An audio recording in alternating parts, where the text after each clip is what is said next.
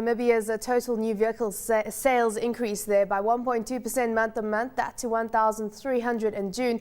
Now, the monthly increase was made up of a 6.8% increase in commercial vehicle sales, which was only partially offset by a 4.9% contraction in passenger vehicle sales.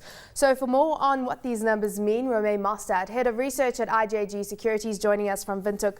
Romay, thanks for joining us. So just looking at the overall number, I mean, 1,300 vehicles sold ranks June as the third highest month in terms of vehicle sales in the 17-year history of collecting this data. So it certainly is some encouraging signs given the fact that it has been overall quite a weak year.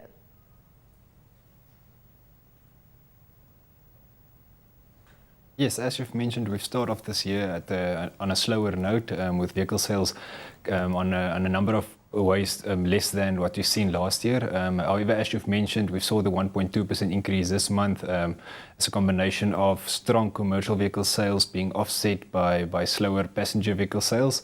However, on a year-on-year basis, we also sort of lost a bit of ground this month. I think it's only up 11%.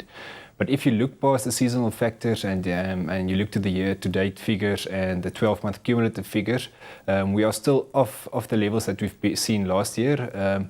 However, we have seen a bit of a recovery in the extent that we are down less than in the previous months. And we suspect that we will see a strong finish to the year, given some strong fiscal stimulus coming through towards the end of the year. Before we get into that, let's just talk about passenger vehicle sales because, of course, a proxy for what consumers are doing with their money right now. And those decreasing 4.9% month on month. The previous month, you saw a sharp increase there, almost 22% increase. So, these numbers are quite volatile and mixed direction we're seeing here. But overall, I mean, what type of trends have we seen in passenger vehicle sales this year?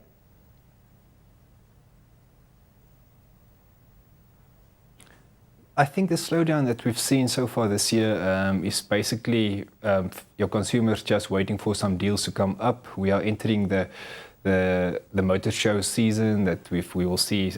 There was a show now in July or two shows now in July, and I think maybe the individuals were sort of just deterring or waiting for some better deals to come up, and hopefully we'll see some sales coming through.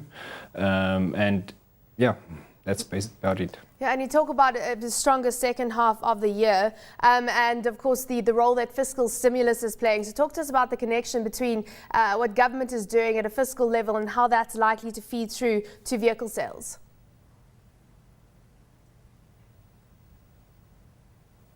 I think we will see government influencing vehicle sales in two ways. First of all, directly through their own purchases.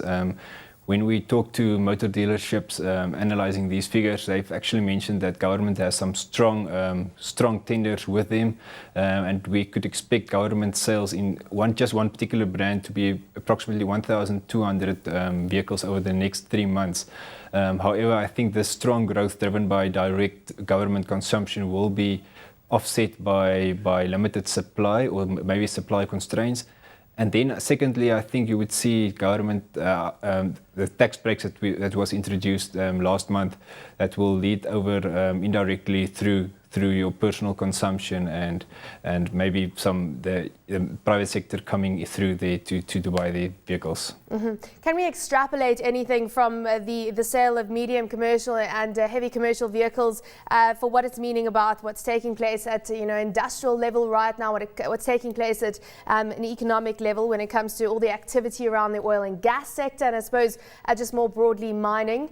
Because looking at those numbers, I mean, heavy commercial up 4.5% in May, down 11.1% in June, and then you've got a medium commercial down 18%. So is there a slowdown in demand from that?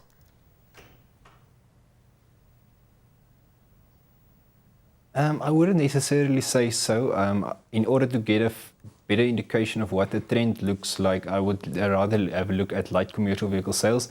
Reason being that your medium and heavy vehicle sales are small numbers, and just a 4 or 5 units move can result in quite a steep or drastic move in terms of percentages.